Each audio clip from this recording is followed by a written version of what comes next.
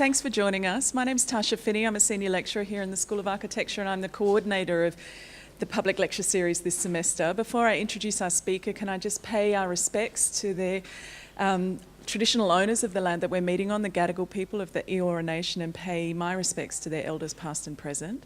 It's such a great pleasure to welcome Francesca Hughes to join us tonight on the occasion of the launch of her new book, The Architecture of Error. Francesca has an impressive history of teaching at several institutions in London that I have been involved in during my graduate studies, but particularly as a diploma unit master for diploma unit, sorry I can never remember the number, diploma unit 15 for 6 years, which is a considerable achievement at the Architectural Association. Francesca has published several books before this, including The Architect, Reconstructing Her Practice, and Drawings That Count through AA Publications in 2012. She's published work in the AA Files, in Architectural Review, in Any Magazine, Art Forum, Merrill, Routledge and Monticelli. And I think I'll just leave it there and say thank you. Welcome, Francesca. Okay, I probably don't need this, but I think it's working. Yes, it's working. It's a very great pleasure to be here. I love Sydney very much. It's kind of a second home for me, which I'd quite like to make a first home, but I have to negotiate with some teenagers that don't want to leave what they think is the coolest city in the world. They don't know this is the best city in the world. And it's also especially a great pleasure to be here to talk about this work, because actually, bizarrely, a lot of it was written in Australia, in a kind of little place called Yallingup in the southwest corner of WA, which provided the isolation I needed to get away from the kind of, in a sense, the scrutiny of being in London, and put this work in a pocket and be able to work on it intensely. But that landscape is a very intense landscape. I don't know if you know it, it's kind of Tim Winton country, and inevitably the landscape got under my skin and has kind of deeply influenced this work. I want to start then, if this will let me start, with Robert Hooke in 1665. I should say this book really concerns the 20th century, and it stops at the end of the 20th century. It doesn't deal with a lot of contemporary computation and so on, but it has a sortie into 1665 to start our thinking about precision. And this is Robert Hooke putting what he calls his most precise instrument. He writes in Micrographia, whence we say sharpest, we say as sharp as a needle. And so it's the needle of his compass, and he's putting it under his microscope. And to his vertiginous horror, he finds it broad, blunt, very irregular, marked by the rudeness and the bungling of art. That is, by the bungling of the technology, of the skill that made it at the time. Pulling back from his microscope and looking at the needle point, he finds it smooth and sharp again, but comments, how much therefore can be built upon demonstrations made only by the production of the ruler and compass? He will be better able to consider that shall but view those points and lines with a microscope. All the more poignant when you think just a few hours later, him, Wren and Newton would be swinging their compass points, rebuilding fire-tore London. So the error that Hooke discovers on his needle, and that is the subject of the book here, is not the epic error of kind of acute structural collapse, the kind of seminal images of Tacoma Bridge that this kind of fodder for physics lessons at home, I don't know if it is here, nor say the kind of chronic performative failures of modernism and the ambivalent legacy of some of its urbanism, nor the kind of errance of syntax and the playful games of Eisenman's Romeo and Juliet, nor even the kind of aesthetic errori of the artists that stray from Vasari's true path. Nor does it directly regard the erroneous forms of the monstrous and the ways in which this pertains to the ugly. Nor am I particularly addressing ethical errors delineated by morality. But though, as we shall see, these last two forms, that is the ugly error, the error of ugliness, and the ethical error, are never far behind any physical error. What I've focused on in this work, and what I'm addressing here in this book, is the micro and minor error in every sense, the physical error that plagues all materialization, which is not to say that such error is insignificant. The humble, almost negligible error, not unlike its ethical counterpart, always starts small but kind of has an infinite capacity to expand, to grow in its effect, as any theologian would argue of the ethical error. And it's against this symbolic threat that our digital dimensioning to 6 or more decimal places, like the sharpened pencil point before it, can kind of be understood to stand ranked. So Hooke's microscope, like Alberti's window, as we know, was installed in the computer. We zoom out. Yeah, it might be good because the slides. So we zoom out at the computer and error disappears, but like Hooke, great. We know it's still there. So this is Ivan Sutherland's 1962 demonstrating, it's actually an operative, unfortunately it's not him, demonstrating his Sketchpad software, which is now widely recognized as the progenitor of CAD, or actually to be more specific of CATIA, exactly what Geary used to do the building down the road. Place another one in there. So like a picture within a picture within a picture idea. Right, it's real nightmare material. It's getting smaller, even though the spot sort of disappears. It's really still there. So nightmare material indeed. And behind the window that the operative names, perhaps for the first time in this demonstration, is also installed what is called a very large piece of paper. On the side, if we regard this as a window that we can move over our paper and enlarge the size of this window, we can imagine that we do that as a fixed sheet of paper behind this window. Its scale is approximately 2 miles inside. 2 miles? So the 2 miles, and you have to, there's something very important about this hesitating, hovering hand. He's thinking, can I really call this a window? Can I really say there's a very big piece of paper behind it? That very big piece of paper is, of course, now 14.2 million miles on the side, with the possibility of drawing to a 10,000th of an inch in precision, no matter where one draws on it. So the vertiginous void that Hooke felt himself falling through as he peered down the microscope, faced with the accuracy gap he saw opening up between its magnification and what he could see with his naked eye, is not dissimilar then to that which now opens up between the electronic drawing on the one hand and the setting out on site in mud and rain by different gloved hands on the other of the walls that we draw to 6 decimal places. When Matter Clark took a jigsaw to cut through the suburban house in Splitting, which is a kind of seminal unbuilding work by him, he was himself an architect then, already making a mockery of what would have been the kind of immaculate drafting film and the .18 pen. Matter Clark, if we look at how he worked, if we look at his unbuilding films, we find that he works with 0 margin for error, 0 redundant precision, 0 representation, 0 drawing, because he is the drawing. He's able to collapse instruction operation, and thus he's able to incorporate error into the margin of production, into the kind of center of production, and do what he's about to do now. The house is cut, he's knocking out the top course, it needs to tip, but it suddenly tips beyond expectation, and he has to catch the house, quite literally. This is a kind of Harold Lloyd moment. This is not what architects do.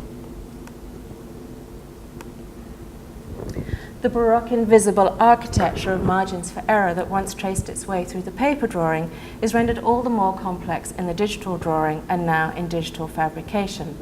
But now that we have the ability to calculate perfection using no more or less gas than approximation, which, okay, it's not strictly true, approximation is actually where the work starts, but let's just kind of hold that thought for a moment, surely it's time to ask, what does this mean? What exactly does it do to the relations between the calculated or drawn on the one hand and the materialized, digitally fabricated or conventionally on the other? Is this something that we want? But of course, we don't ask these questions.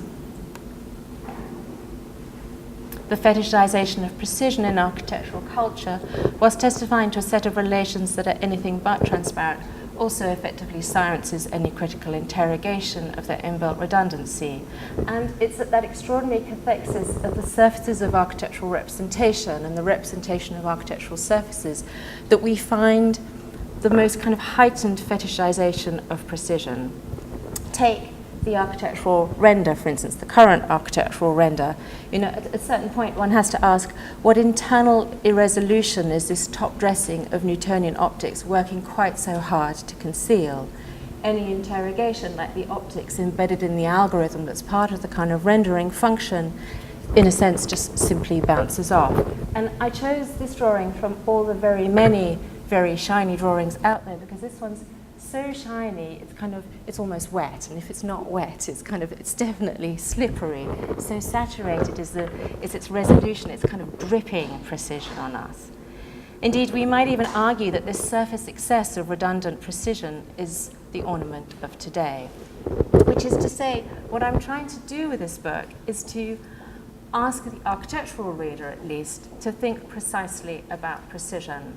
But this assumes two things that don't work. Firstly, a lack of ambiguity to the term precision, which doesn't work. It's a highly promiscuous term. And secondly, it fails to take into account the fact that the architect's relations to precision are already congenitally imprecise. Indeed, one might well ask, what does it say about the insecurities of architecture's productive culture, that when we get hold of the incredible computational power we now have access to, we use it to produce very shiny drawings? But there is, of course, another layer to the threat that physical error, and again, minor physical error, not dramatic physical error, has always constituted, and its origins are to be found in Aristotle's metaphysics and the kind of schema that he erects for the organization of form and matter, in which he conflates error always with matter and never with form. So here, to illustrate Aristotle, we have the Coen brothers at their very best, and they're with their Aristotelian wood chipper, and they have the composite of a man's leg, and he's been pushed into the wood chipper, which is busy deleting form, and these are in Aristotle's terms, and returning the materiality of the leg back to matter. Just to remind you, I'm sure you all know it. It's one of the best scenes. And we need sound.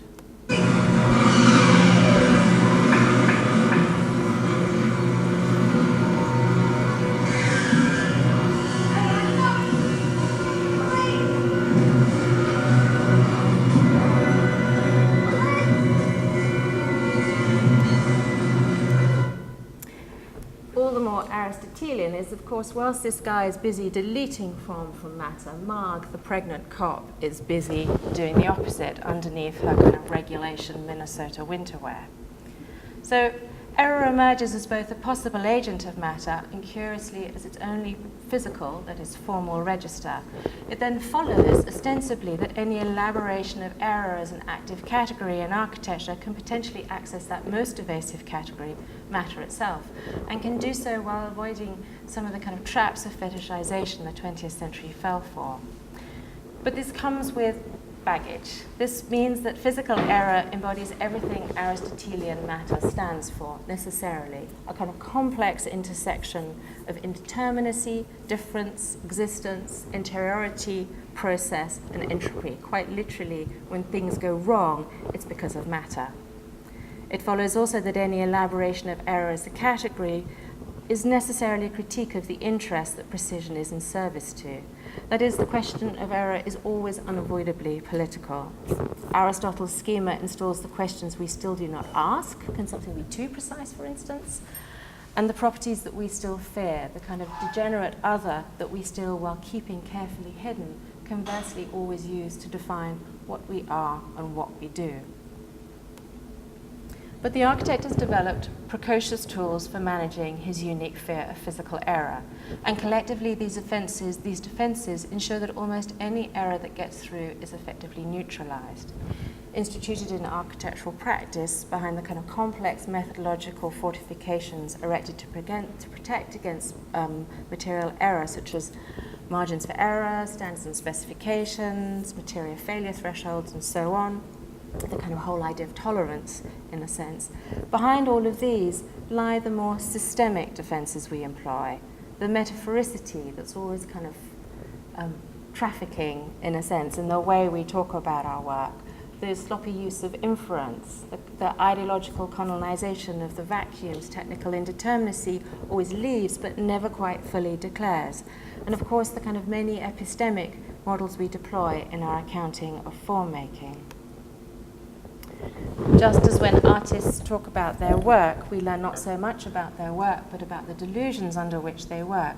When as architects we talk about how precise a drawing is, how precise a material system is, something we frequently do in practice, and all the more so in education, we betray, like Foucault's unwitting subject, our delusion that, quoting Foucault, words had kept their meaning, that desire still pointed in the same direction, that ideas retained their logic. But the logic that we assume organizes the relations between precision and its control of material error in architectural culture and production have long since unraveled. Quite simply, precision no longer does what it says on the tin. Its desires are now on an altogether different course from their stated purpose. So this is Conrad Wasserman with his extraordinary project for the US Air Force hangar and Lutyens' Liverpool Cathedral. That's not Lutyens, that is the guy who made the model, whose name I forget. So instead we find precision then to be yet another unspoken obsession of modernism, subject to fetishization and inflation and preserved by multiple institutional practices. Indeed, architectural culture's very special fear of error constitutes a powerful undertow in all of its relations to the processes of materialization. That is to say, the brick wall once drawn with precisely judged approximation has become now a kind of methodological absurdity that nonetheless strangely doesn't seem to embarrass us. In a sense, quite the contrary, we exult in its redundant exactitude. So how then are we to understand the function of redundant precision in architecture? Conrad Wasserman again, these extraordinary drawings that prefigure, obviously pre-digital, but prefigure so much of the imagery that's come out of parametricization, and even more so his photographs of his nestled stacked components. So Wasserman, while pursuing pre-digital precision beyond the limits of constructability, also claimed to be stripping architecture of all redundancy. Clearly within his equations, redundant precision didn't count.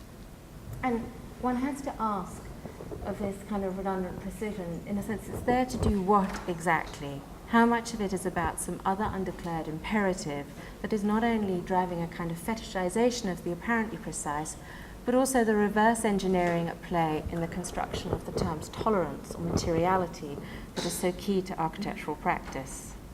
Like Hooke, if we zoom in on our current generation of scopes, we find that things again do not join up quite as smoothly as we thought they did.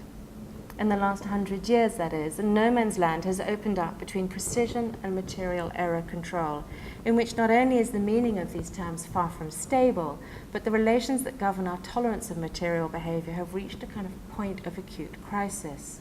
So with this book, what I've tried to do is to map the unraveling of a logic upon which so much once hung and navigate this kind of shifting landscape within the 20th century. And what we find is that, or what I have found, is that the rise of precision and by implication its presumed control of error, like a ghost, can be understood to kind of shadow the dominant narratives that stitch the removal of ornament from one end of the century to digitalized fabrication directed by a network at the other. What each of these narratives don't tell us, the narratives that dominate these seminal crises of modernism that made modernism, what they don't tell us is that within them, precision and error relations were fundamentally transformed. So we might, as a kind of thought exercise, consider what if we were to add to the familiar litany of historiographic formulae that organize the way we relate to modernism, and we know them all. Materials got more honest, closed planned opened, ornament was removed, solid became ephemeral. We might even add linearity delivered the uniformity of mass production, and so on. What if we could stretch it to, and this is stretching it to, construction was eclipsed by automation, concept gave way to the regulatory network. What if we were to add to them, things just got more and more precise? Or perhaps better, what if we were to add, the more we cornered error, the more we feared it? We find that the rejection of organic materials didn't just produce the steel and glass experiments of Charot and Mies that we know so well, but a whole generation of early metal aircraft whose newly metal wings meant they were so heavy they could never possibly take off or fly, as they sacrificed all functional logics in pursuit of predictability. We find also that and this is lots of Sydney coming up. This is either the on-ramp or the off-ramp of the Harbour Bridge, not sure which, but that as the construction industry struggled to harness the double-edged sword of concrete with its kind of liquid intelligence that would self-navigate the formwork, promising to deliver either instant, cheap, miraculous architecture, or to go horribly wrong and deliver an incredibly expensive to remove and dangerous mess. The fear of the erroneous capacity of a material system that is opaque, liquid, and chemically active to boot literally brought the culture of the laboratory running onto the dust and smoke of the building site and brought about the kind of frenzied erection of standards and specifications. And that under this new regime, we find material error and labourer error, that is, error made by the labourer, merges in the kind of truly Aristotelian moment as every aspect of the material's testing and handling and every move of the labourer's body as he tested and handled the material was scripted ad absurdum. Fear of concrete's propensity for error can be understood as driving a whole kind of menagerie of splatch dropping, ball tossing, needle dunking. There's the Vicat needle up there. Tests as the kind of written instrument for the control of the flood of slurry that was fast flowing across America was matched only by the kind of flow of the written word, hot in pursuit of this material, desperately trying to kind of control this recalcitrant material. And it's important to point out that this is in that crucial window between the kind of return of concrete, because obviously it's an ancient material, and the advent of the ready-mix truck. So on each and every site, on each and every day, raining or dry, corrupt labourers or not, the concrete was mixed. The recipe was mixed. So within this new regime, labour and matter become newly interchangeable, as does labour error and material error. And within it, it was labour and not matter that disappears, as construction as a space of synthesis and negotiation with error is suddenly done away with, and which becomes, in a sense, a crucial prerequisite for the eclipsing of construction, so central to the automation that followed some 100 years later. Whereas chaos form can be understood as emerging from the constraints of its shattering, parametricized form is found, or results, from the relational and calculatory constraints of its network. All you need to do is to pour in the slurry or feed in the data and then await the immaculate arrival and the peculiar abdication of authorship both systems procure. There's a kind of hands-off moment with both material systems. Thus, the flow of slurry and its reorganization around error can be understood as having paved the way for the flow of data, as Le Corbusier's, quoting Le Corbusier's, house that can be poured in 3 days from Vers une Architecture, erected the rhetorical infrastructure of the even more instantaneous and thus even more immaculate form finding some 100 years later.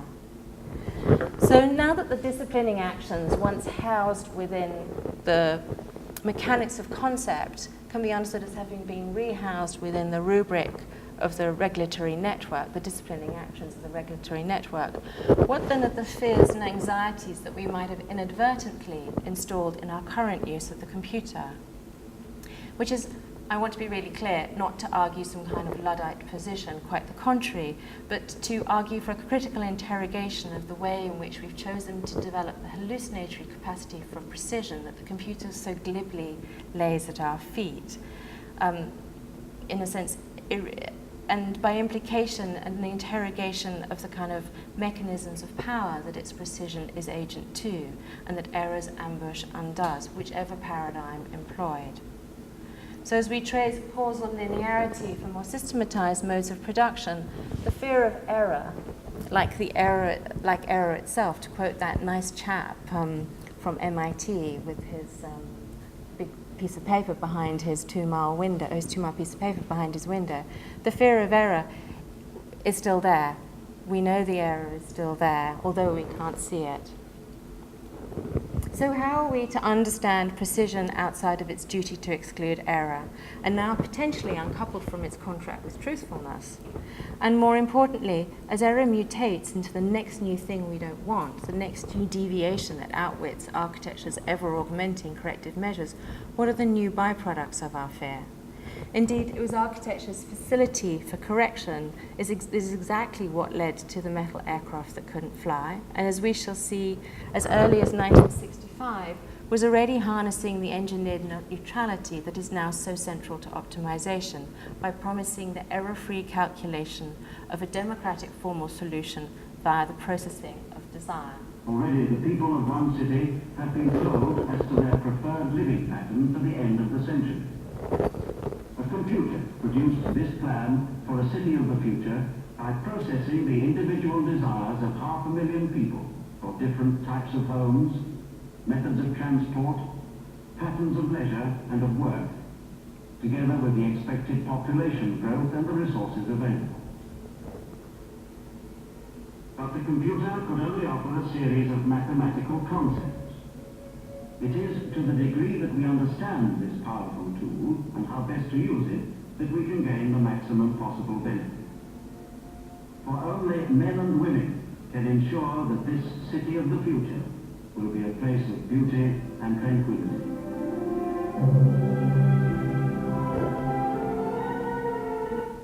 So I think the music says it all, as does the pink sky. But this city, this is IBM in 1965, this city under its pink sky is clearly unsure as to how the beauty and tranquility its men and women must ensure is to meet the arithmetical averaging of their desires and deliver this kind of vie en rose that the sky is presumably trying to tell us about. Not surprisingly, we find the politics of our addiction to precision more intelligently addressed in other fields. In History of Science with Nancy Cartwright, who's in physics, but has become a historian of science, with her critique of the gross approximatory architecture, such as Hooke's law, fundamental laws, and she's extremely critical about the way we use Hooke's laws, and her call for more intelligent approximatory models that better mediate between a kind of fundamental idea or law on the one hand and the kind of phenomenological data or behavior on the other hand. And similarly, in the life sciences with Evelyn Fox Keller's seminal revisionist work that challenges the cognitive authority of epistemic models, something and the kind of epistemic privilege they set up, something that is, in a sense, very pertinent for architecture. If you think about the way in which our own epistemologies start to kind of hijack process, and more importantly, hijack our thinking. Evelyn Fox Keller calls for more democratic epistemic models that start to kind of undermine the singularity. But also, there are kind of extraordinary critiques of an addiction to precision, let's say, in several seminal creative practices which espouse a more critical economy of precision and error. So Barbara Hepworth, not for her kind of slightly pompous writings about her work, but her technical notes about how she carves her way around flaws that she hears through the chisel in the stone that she's working on. Gordon Matter Clark, we've already touched upon with his kind of zero margin for error, zero redundant precision, zero mediating media. Rachel Whiteread is very interesting in relation to casting and the automation of the liquid behavior and that kind of hands-off moment. And, okay, not a visual artist, Georges Perec's use of the algorithm not only to generate through constraint, an old architectural trick, but more interestingly to explore the Baroque redundancy of the algorithm's precision, a trick architects are perhaps yet to pick up on. So in this analysis, what I've done is I've returned to each of these kind of seminal crises that, or the kind of historiographic formulae that structure our relation to modernism, and I've done so not via their dominant narratives, but via their failed artifacts.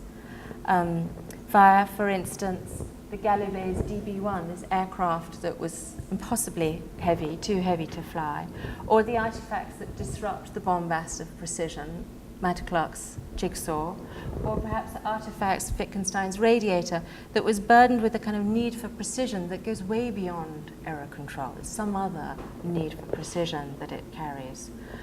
Or rather more complexly via the kind of conceptual artifacts, the conceptual objects that is, that somehow embodied the transformation between precision and error relations that attended the fall of concept and the rise of the regulatory network, the beginnings of cybernetics. So what I'm calling Schrodinger's doll's house in the top corner there, and Peret's corridor. So in the time that's left, I want to follow the argument through a very straightforward physical object, an airplane that can't fly, and a not very straightforward conceptual object, what I'm calling Schrodinger's doll's house, a kind of prehistory of cybernetics, which has obviously become the space of the incubation of almost all architecture now. So perhaps the most poignant of these failed artifacts is the kind of engineered dodo of the first generation of metal aircraft, such as the DB1, that came about with aeronautical engineering's full-scale adoption of architecture's rejection of organic materials. And as architects, we always dwell on what we import, the section from medicine and so on. It's actually interesting to look at the flow the other way, to look every now and again at what we've exported, because in a way that's perhaps a more telling mirror as to what is going on in architecture. So during the interwar period, the symbolic conflation of flight and wood became as if overnight utterly intolerable, and the very successful spruce and linen aircraft was rebuilt in duralumin as aeronautical engineers abandoned strong, durable, cheap, light timber for strong, durable, expensive, heavy metal.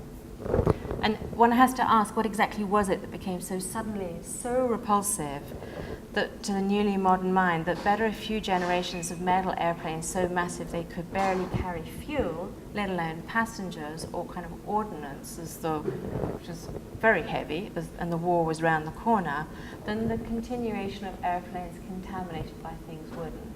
So I have to apologise for the quality of this film, but this is the very beautiful Beardsmore Inflexible, which has these kind of extraordinary albatross-like wings, and we see it not soaring across the skies, but pottering around a muddy field in Norfolk, and it has several similarly engineered dodo cousins.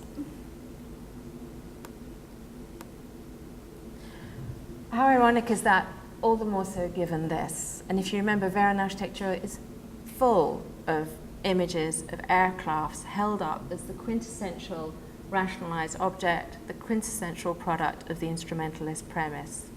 How did this emblem of all that is rational become so illogical, so surreally absurd? As Corley McDermott declared in the Aviation Journal at the time, it was the finger of science that pointed to metal in airplane construction. McDermott's rhetorical finger is clearly divine. Buildings and bridges were now steel, even boats were steel, and it was destiny that planes were next in line to be reborn metallic. I told you there'd be lots of Sydney, and there's more coming. For one, he goes on to say, we can't trust wood any longer. The behavior of metal, on the other hand, is predictable and thus curiously aligned with transparent accountability, faithfulness, and ultimately truth. And note how predictability is set up as delivering truthfulness, whereas there's nothing inherently truthful about something that we can predict.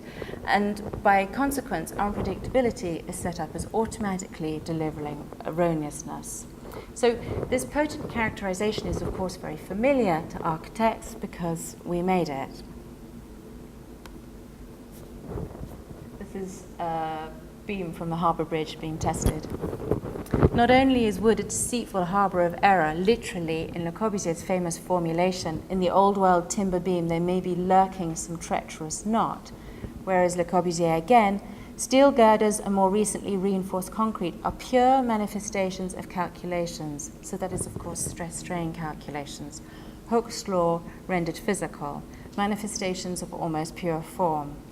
As we well know, then, metal came to stand for the unchallenged triangulation of precision, predictability, and truth, and wood came to stand for its anathema.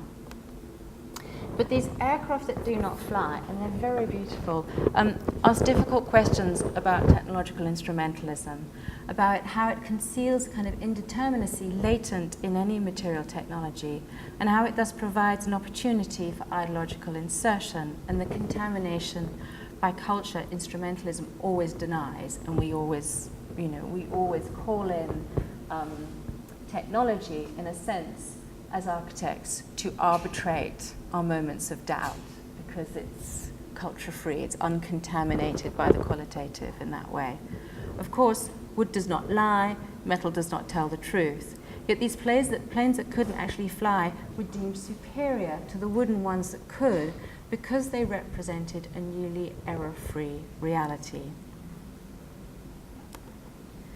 And what's important to understand is that for aviation engineers at the time, accustomed to working to actually very high safety margins with much slimmer margin for error, so pushing back the margin against deformation and material failure, being suddenly required to kind of pull back and remain within the elastic zone, because it's the comfort zone of metal, it's the zone of predictability, constituted a radical change in their relations to material precision. They were actually forced to make aeroplanes less precise. That is, it was metal with its ideological embodiment of all that is precise that fattened up the margins and planted the first structural redundancy in this quintessential engineered artifact.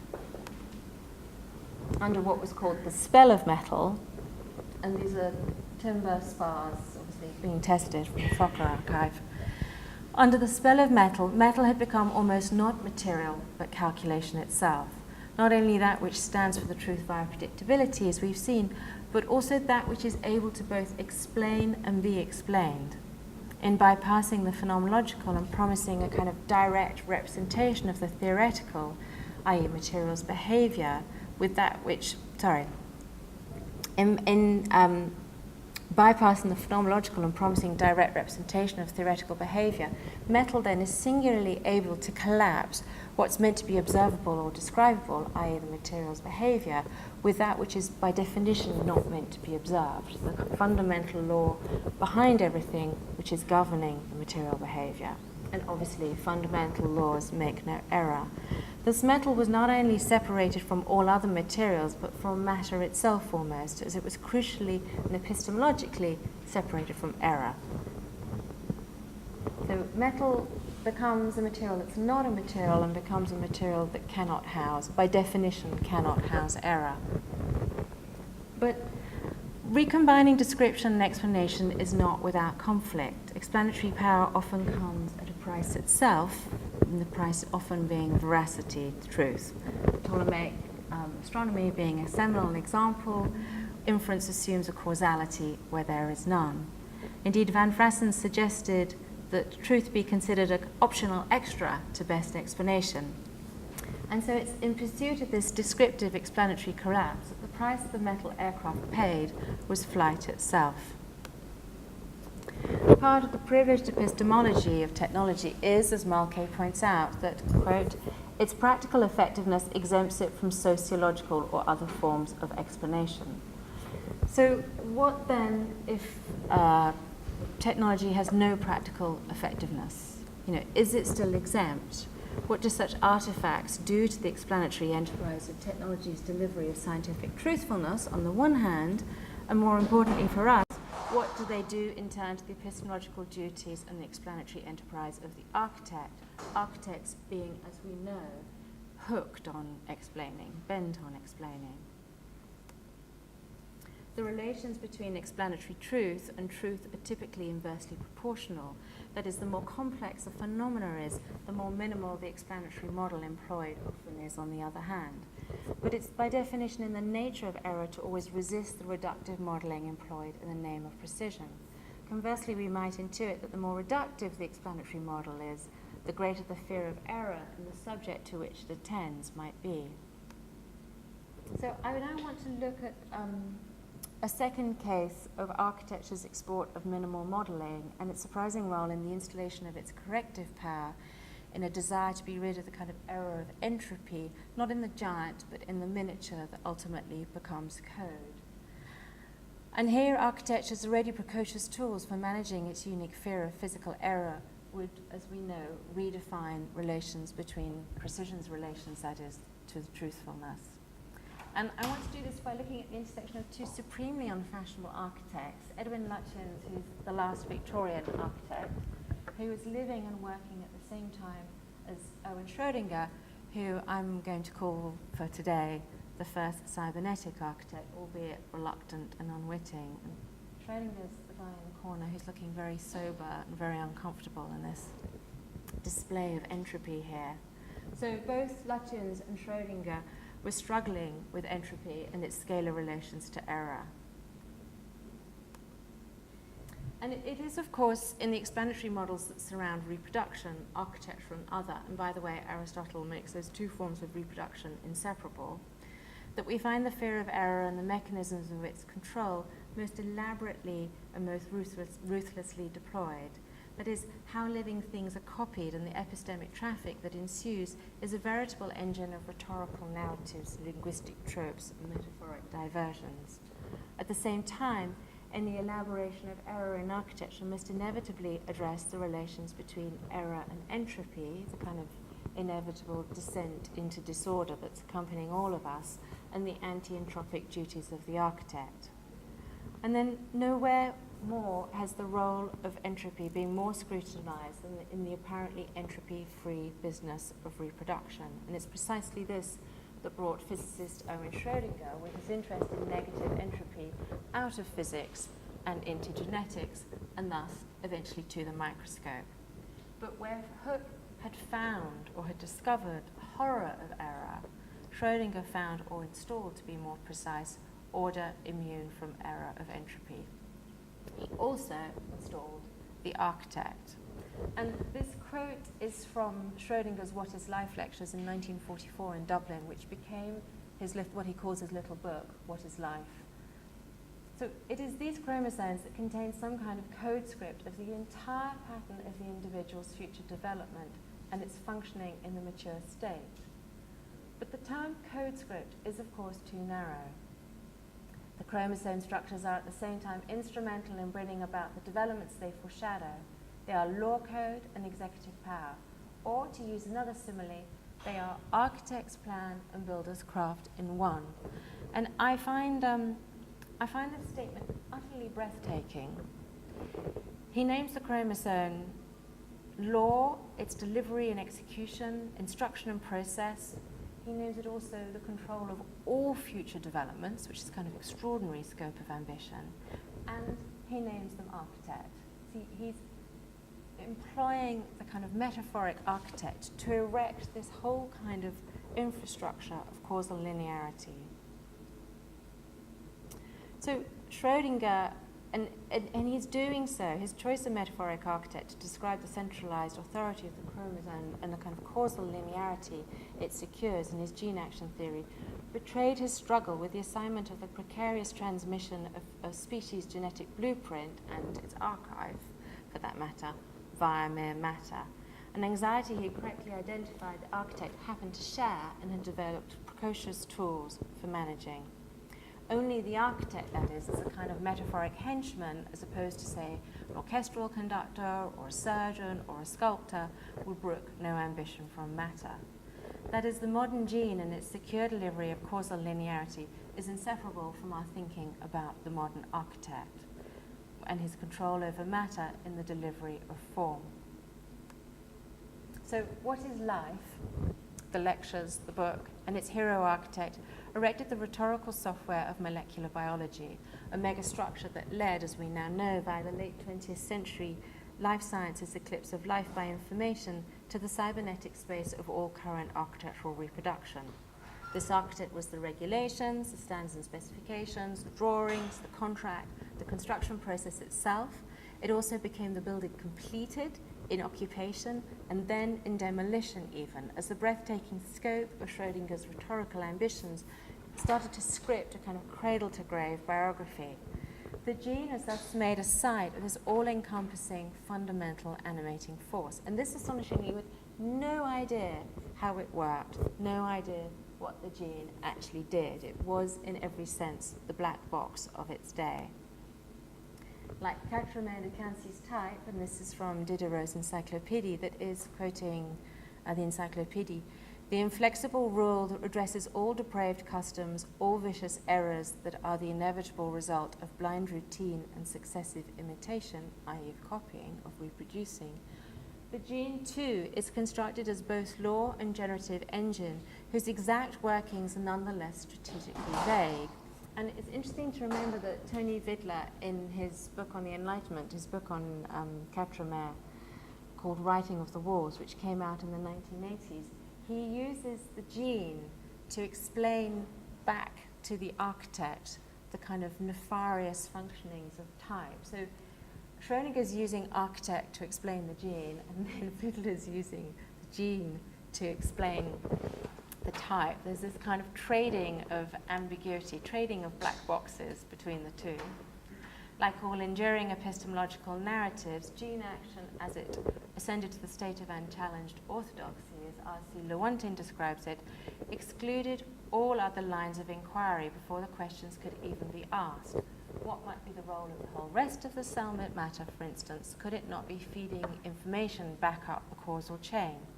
And there the gene remained unmoved by all contrary experimental evidence until as late as the 1970s and the intervention of cybernetics. This despite the fact that there had been kind of evidence to the contrary of what's called cytoplasmic effects or maternal effects since the 1930s. But this evidence, like the uncorroborating test results and the protests from the workshop floor of aeronautical constructions, all the time the spruce wing flexed better than the duralumin wing, this evidence had been shot down again by the metaphoric arsenal of gene action. The primacy of the gene, not unlike the primacy of metal, was deemed obvious. The unidirectional executive authority of genes must direct everything, just as aircraft must be metal. Only they would ensure an error-free reality. But this rhetorical house of Schrodinger's, built with what Derrida calls the logic of contamination and the contamination of logic, hid a fault line deep within its architecture. As we now know, it was to be undone by difference and feedback, which incidentally at the time were dismissed as error or white noise. And the irony is that this fault line Schrodinger had himself unwittingly installed in that quote I read earlier, when he introduces kind of nonchalantly almost the term code in order to account for the scalar paradox of how so little material, two tiny cross-crystal wires, could direct so much. That is, paradoxically, when he tried to deny a material footprint to his metaphoric uber-architect, he set a trap for this architect's own undoing. Schrodinger's chromosome, being almost matterless, is thus, as Aristotle would agree, not subject to the second law of thermodynamics, not subject to entropy. Only the architect gene with his plan could deliver and institute this diplomatic immunity from entropic existence. Only the architect gene has, in Schrodinger's words, quoting Schrodinger, the astonishing gift of concentrating a stream of order on itself and thus escaping the decay into atomic chaos, of drinking orderliness. So this architect almost doesn't need precision because it just repels error and attracts order anyhow in the first way. Schrodinger again, it maintains itself by sucking orderliness from its environment. So sucking, feeding, drinking, these kind of linguistic tropes are really hard at work. Food, it seems, both literal and metaphoric, is at the heart of the matter. We eat ourselves back into order, stripping our plates not only of calories, but of organization too, of negative entropy itself. In the same few years that the splitting of developmental biology from genetics, that's phenotype from genotype, was opening up the power vacuum which allowed kind of Schrodinger's immaterial architectural scalar inversion to kind of come in and colonize that space, but an altogether different era. Erwin Schroedinger was working on two houses, one 3/4 of a mile wide, the Viceroy's House in Imperial New Delhi, and one 4 foot wide, the Queen Mary's Doll's House. Both consisted of vast projects of unparalleled imperial control, and both were ultimately doomed ventures. The Viceroy's Palace, on the extraordinary 80-mile wide site, was a last desperate attempt to control the kind of erratic, sprawling India and the soon-to-collapse Raj, the soon-to-collapse colonial empire, was to be, quoting Birkwood, built like Rome, built for an eternity, that is, invoking all the anti-entropic properties of antiquity, or as Daniel Burnham reminded Schrodinger from his deathbed, a noble logical diagram, once recorded, will never die. It did die pretty quickly. So, two diagrams by Lutyens are instructive here. The first entitled, Comparing the Viceroy's House with the Palace of Versailles and the Houses of Parliament. Westminster kind of speaks for itself, making it quite plain that this house is an engine of order in its execution. And the second is entitled Imperial Delhi Viceroy's Lower Basement, demonstrates how this ordering is to resist entropy. So behind its thick basement walls, we find a whole arsenal of kitchens, sculleries, pantries, cellaries, stores, and so on. And I'm sorry, you can't really read it, but I mean, these variously list ice store, sugar, meat, dairy, bakery wood, kitchen coal, ice making, pastry room, confectioneries, there's lots of sugar, vegetable larder, and so on. You kind of get the idea. The scurrying footfalls of Maxwell's demons echo in this vast network of kitchens and stores, organizing the meeting of food with heat or food with ice, as its dinners governed, its teas and tiffins negotiated, and its luncheons quashed all dissent, each in a battle in the war against the accelerated entropy of colonial India. So the split of early modern genetics from embryology had also split many other properties more normally pertinent to the domain of architecture, which is to say that architect Gene was hard at work. Form from matter, instruction from materialization, linear production from more complex modes of production, and the singular author from the laboring masses. Schrodinger's miniature architect was crucially solitary, not, for instance, the universe reversing armies of Maxwell and Thomson. Under the auspices of this divided state, the architect Gene of genetics was to endow genetics two more properties peculiar to architecture, which are very important.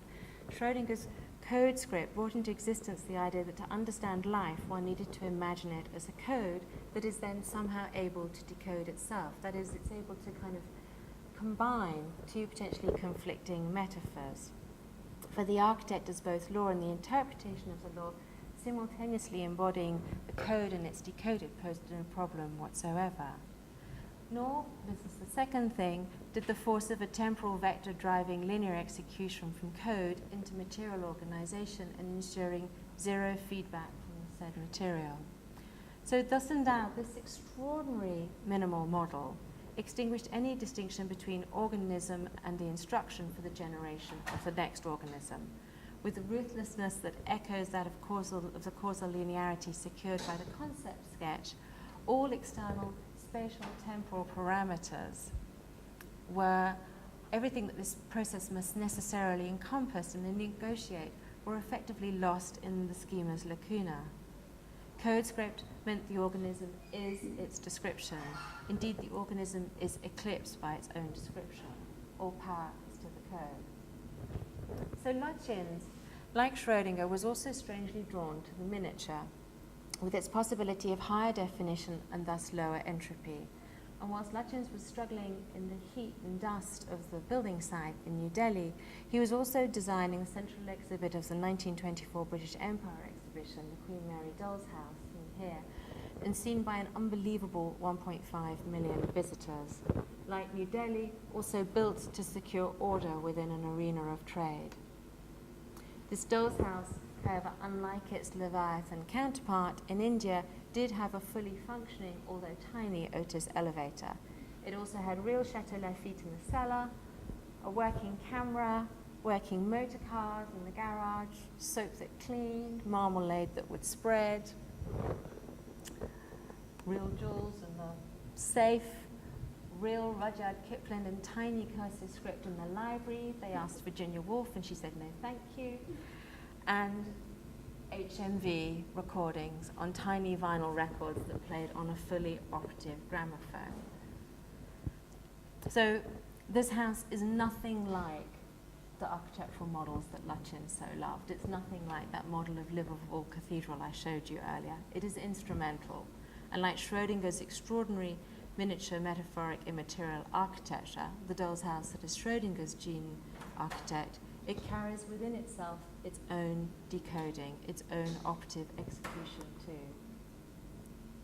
Schrodinger also wasn't just building metaphoric doll's houses in Dublin in 1940. In 1943, a Time magazine review of his What is Life lectures commented, "What especially appeals to the Irish is Schrodinger's hobby of making tiny doll's house furniture, with textiles woven on a midget Irish loom. In 1941, Desmond McNamara recalls a visit to the somewhat unusual Schrodinger household. He lived with his wife, his lover, and their daughter. McNamara writes, "He even showed me his tapestries, these striking little strips woven on a small loom in pattern of mathematical formulae were strangely attractive and pinned to several walls like a dado." But what did these tiny woven printouts, mathematical printouts, mean to Schrodinger before they became the kind of miniature blankets and rugs in his miniature model of domesticity, no doubt somewhat more harmonious than his own household in Clontarf. So here we have Schrodinger's house in Clontarf with either his wife, his mistress, or his daughter there, we don't really know. And this is not one of Schrodinger's woven printouts, but of course the Human Genome Project. Jacquard with his loom is here, and so is Turing with his machine. That Schrodinger did not simply make miniature things for his doll's house, but their very making must itself be miniaturized too, is very telling. Like Lucien's doll's house, Schrodinger's is performative too, with its loom whose pattern making reflected other coded scripts that would install everything that Watson and Crick needed for their own spiraling ambitions, and ultimately for Norbert Weiner's hypothetical man to be sent down the telegraph wire. In Peter Normanville's 1965 film Man and Computer, which is the film with the city with the pink sky we saw earlier, commissioned by IBM, the image of a kind of miniaturized domesticity is again used to explain how so little, in this case a microprocessor in a computer, can organize so much, i.e. the designing of the city we saw earlier. So these are the little people inside a computer that make a computer work. This guy is the control unit, and he's running the show. The guy with the glasses is the input. The lady with the tray is storage. She passes the next task, calculation, more difficult, so it's done by a man, to the man next to her. And then he passes, ultimately, the next task, which is quite easy, just kind of typing it up, to a lady next to him who is output.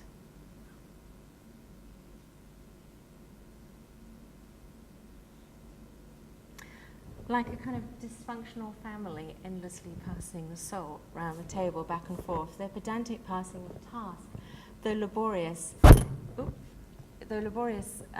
through their kind of laborious iterative steps, is not only kind of unintentionally deeply comic, but through its domestication of apparently linear execution of order, reveals a hidden recursive spatiality. Only able to do one thing at a time, the miniature people in this counting machine, that still is the computer, by the way, make no shortcuts, and they never make mistakes. Indeed, they can't make mistakes, nor can they access the more error-friendly ecology of the random. So these are drawings that we've produced in our studio by Gege Kovacs, of a grid of fingerprints of the algorithm the computer uses to fake the random, to generate a kind of random value. Computers, as you know, are not able to generate a random value. So each can be understood as a different assembling of chance, a kind of failed attempt to generate a truly random value. We are fooled. We see apparent randomness, where in fact there is, and with that, in a sense, the unpredictability central to kind of an ecology of error, where in fact there is, of course, only predetermined, infinitely reproducible order.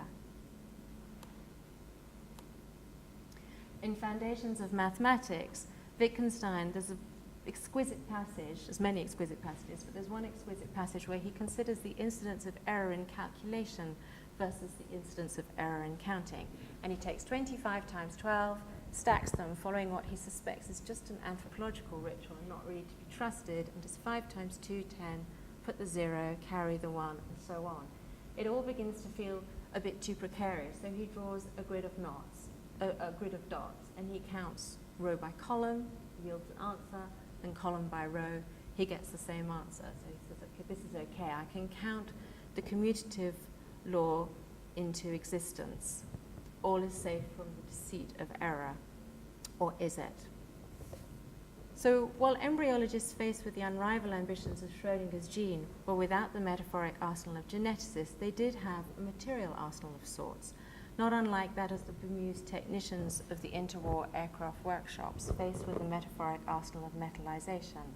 But the mutinous phenomena, the kind of phenomena that failed to kind of follow the line of gene action, were variously dismissed as erroneous, as white noise, random cellular movements, chance molecular events, etc.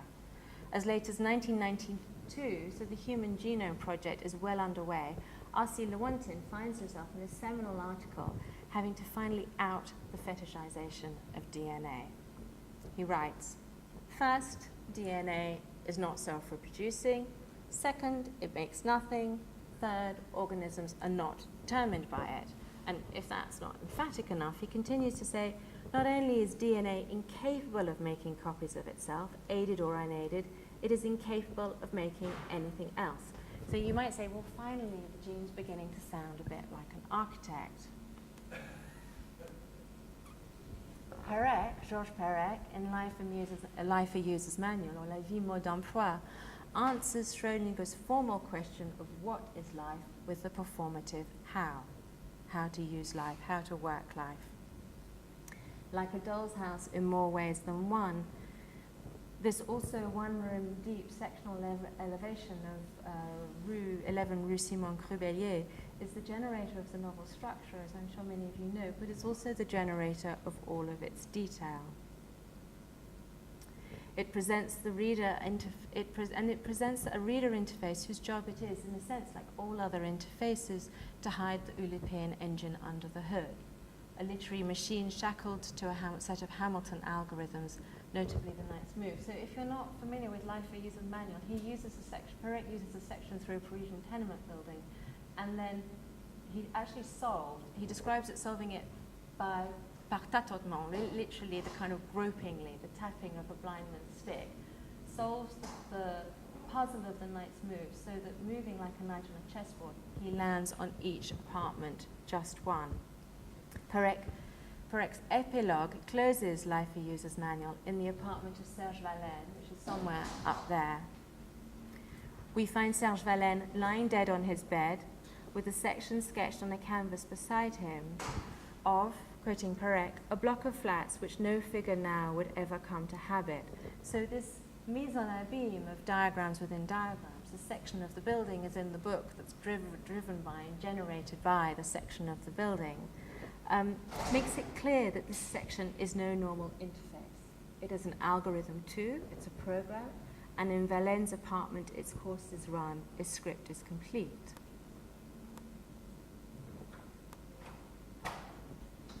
The price of the error-free calculation of those little people sitting around the funny IBM dinner table, and the price that they kind of guarantee, is the same looping redundancy that Perec so brilliantly parodies in his lesser-known novel, one-sentence novel, The Art and Craft of Approaching Your Head of Department to Submit a Request for a Raise. Compulsory reading for all academics, I think. Written in 1968, which incidentally is the year that Waddington installs within the DNA molecule the idea of program tape. So that is, he renames the DNA molecule program tape as the computer metaphor finally kind of steps into the shoes vacated by the architect metaphor. Schrodinger's architect has gone at this point and has been replaced by Waddington's program. So the art and craft uses a basic inspired flowchart, complete with, did you swallow a fishbone? A-t-il avalé un arête? Over there, or not interested in your case, so you go straight into the wastepaper basket that Perec added there. The resultant text makes manifest an architecture of exquisite precision and baroque redundancy. Perec wrote, I have not allowed myself to utter a proposition without having retracted all of those that precede it. The end result is a text of 57 pages built entirely on redundancy.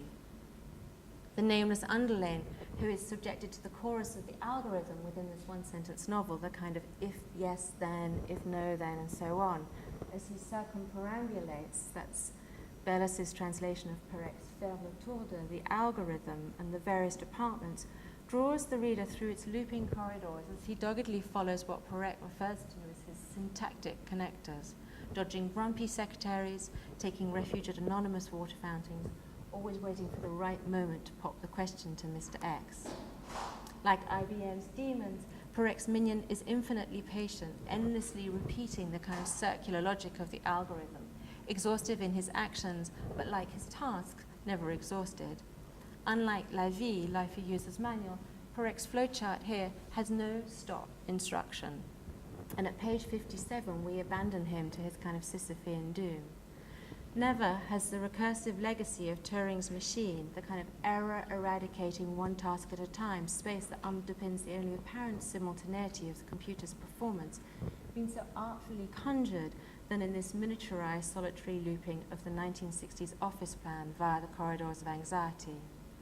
While Life a User's Manual can be understood as a diagram that is sectional, disguised as a building, the Art and Craft is a building, a 1960s office plan, Paris office plan, disguised as a diagram, a flowchart. So as we follow this underling with his miserable hopes and pace the kind of planimetric vectors of his anxiety, we find reading this book that we too, like that eternal IBM salt-passing family, have ascended to the boredom of the machine.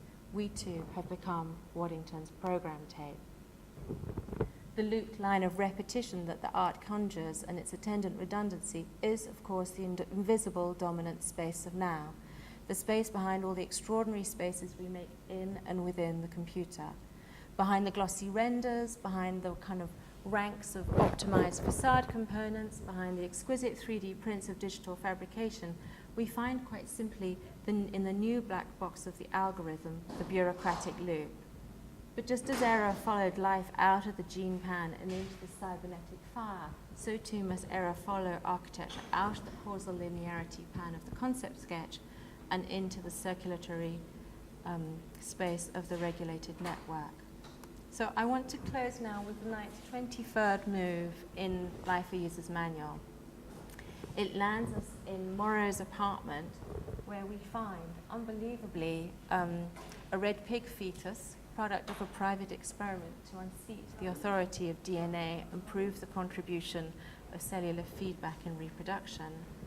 And next to it, as directed by Perek's Grand Tableau, we find the quote for this apartment, marked in red there, unreadable, is a quote from Ulysses, and it's Bloom's description of his dream house. But what Perec has done is he's materialized it and miniaturized it, and it appears in this final apartment as a doll's house, replete with clocks, encyclopedia, socks, champagne bottles, and automatic telephone receivers, in which, as Joyce wrote, all concurrent and consecutive ambitions coalesce.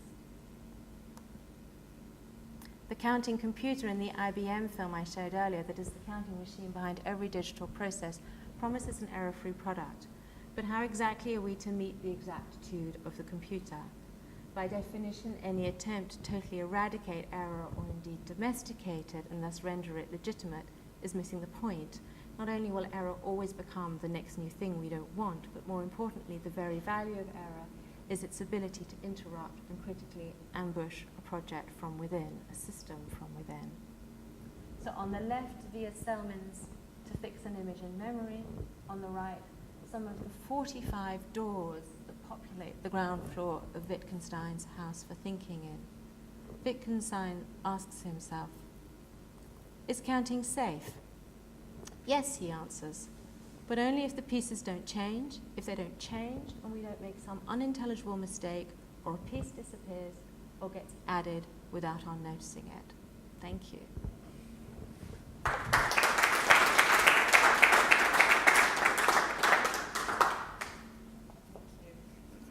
Some time for some questions. Would anyone like to ask any questions? Francesca, thanks. That was an absolutely remarkable lecture. I could sit here and listen to you all evening, just talking and turning cybernetics into poetry. It's gorgeous.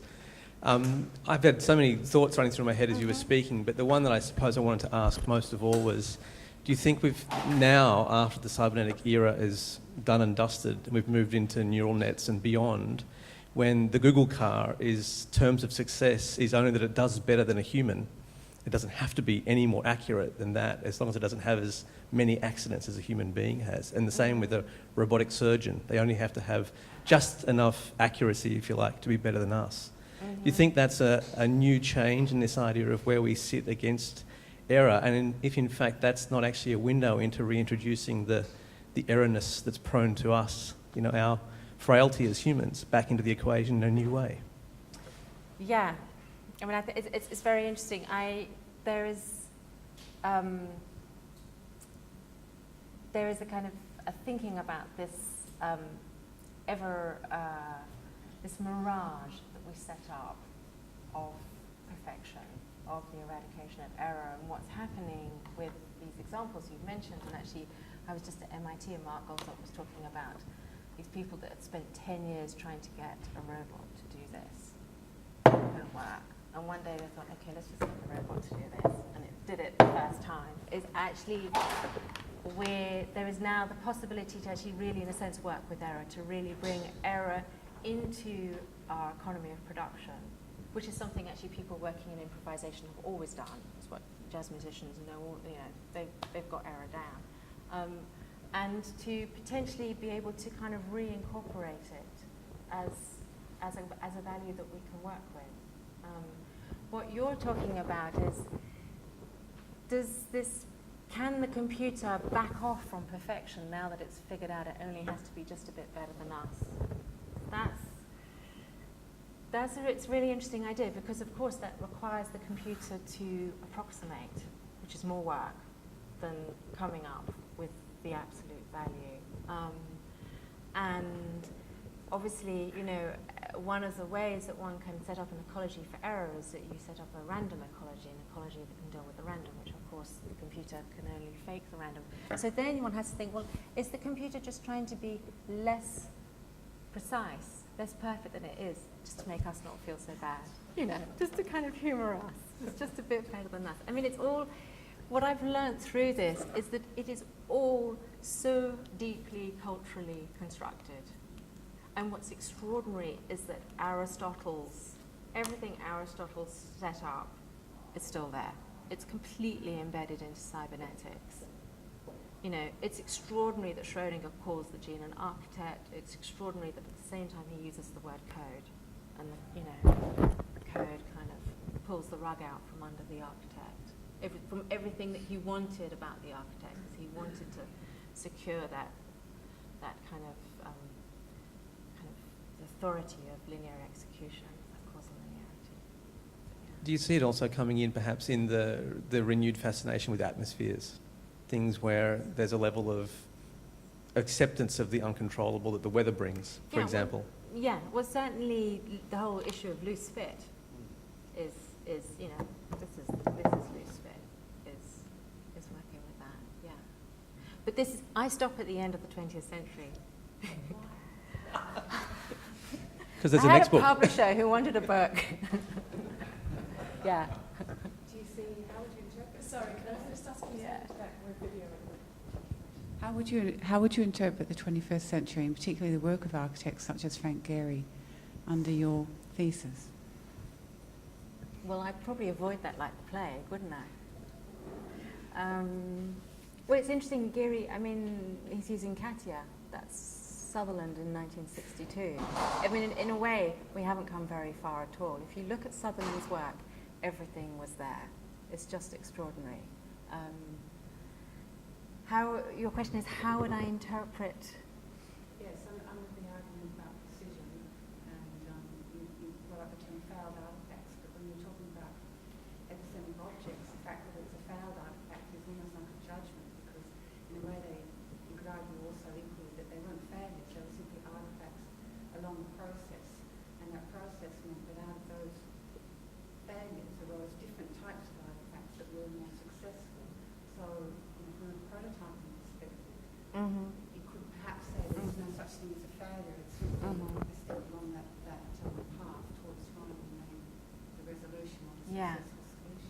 I mean, that question has come up a lot with the work on the airplanes, and what my answer is that yes, there's a kind of normal troubleshooting phase through prototyping, but if you look at for instance, in the case of the aeroplanes, just to illustrate it, actually the kind of fetishization around metal in the making of the aeroplanes, and kind of suppressing of the Lockheed Vega plywood test results, and the US government at that point stopping to fund wood glues. I mean, it was beyond the normal troubleshooting, beyond the normal failures of troubleshooting and prototype making.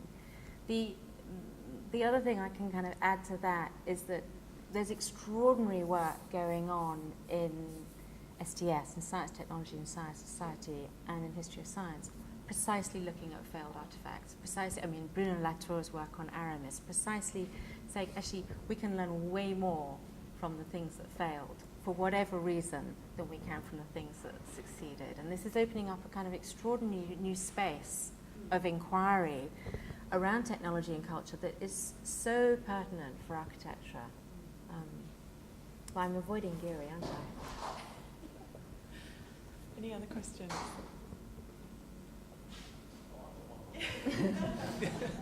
So we've got all evening to talk about this. But we'll start now. Another aspect of it all is the aspect of risk that comes into the risk when you come into the thinking of error, and it's the topic of our national conference this year, for example. And I suppose the way I've been thinking about risk is that it's the way that the business community allows innovation to happen. You can't call it risk if you're a business person. You have to call it innovation, and innovation then allows you to take a certain amount of risk, therefore accept a certain amount of error within your forecasting, if you like, of the success of whatever business venture you're on or economic equation you're working with. So I just wondered if, when we sort of bring it back to architecture, which especially in Sydney is so dominated by the economic equation of city building that we're surrounded by, especially right now, the idea of developers not actually approaching the architect until stage 3, out of 4 stages in the process of building a building. So we are inherently a risky proposition, apparently, as architects, because we're beyond the innovation quotient that the developers really need at this point. I don't know how this gets back to error, but this idea that it's sort of built in, there's this sort of relationship to risk and perfection or precision, and a covering up of it in the language around a business vocabulary rather than an architectural one that is, I think, fascinating territory. I can't unpick it, but I think there's something in the way that you talk about it that's there. I mean, Keller Easterling's very interesting around risk. She wrote a little bit on error about 10 years ago, but she's really looking at an enduring innocence, and she's really looking at error in relation to corporate systems. So she's not looking at physical error, and she's very interesting about risk. So you should invite her. But I think it's an absolutely brilliant idea to have a conference entitled on risk, and the idea that architects, that you stand up and say, we are a risk, we're going to go out and make some mistakes, This is change the frame of reference around this kind of innovation nonsense, because that's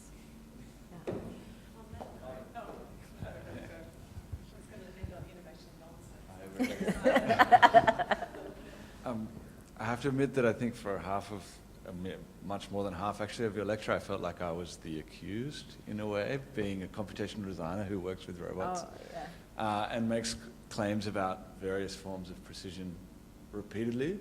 But at the same time, I would say I'm very excited about, for example, the introduction of robotics, because it can, in some cases, allow incredibly volatile materials like spray foam that are just completely absent from architectural production because you can't do a drawing that predicts where they will go.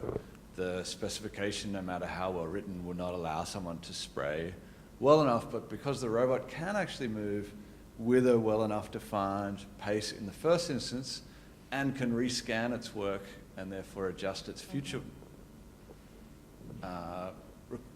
following of instructions based on its own mistakes, then suddenly actually a lot of these things, for like basically the timber plane comes back onto the table as being something that can play within this world. So I'm quite curious what you think of the flip, and of course it's post-20th century, that actually all of these volatilities and so forth behaviors can be re-embraced by our profession, because we can have instruction sets that don't stop at the drawing board and at the handover to the construction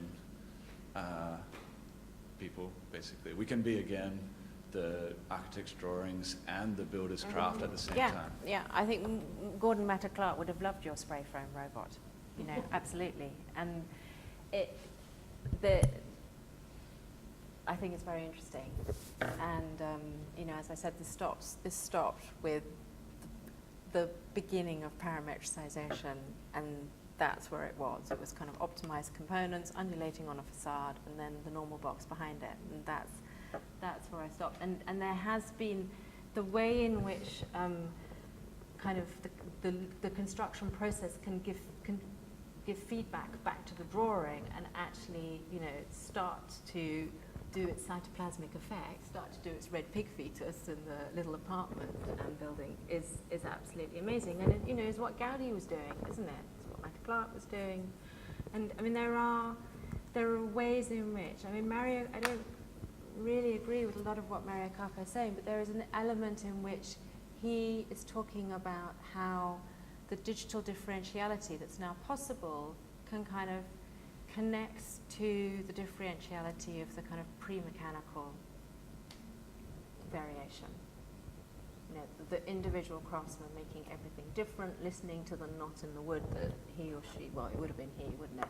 He was working on there. So I think all of that possibility is really interesting, and what it starts to promise is that, you know, 50 years later, we're introducing a kind of criticality into the way we're looking more critically about how we can use the computer, and it's not just producing shiny drawings, for heaven's sakes.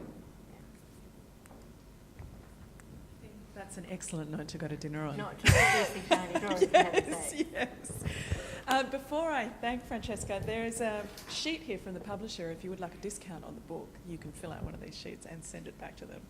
Francesca, thank you so much. Thank you. That was just so interesting.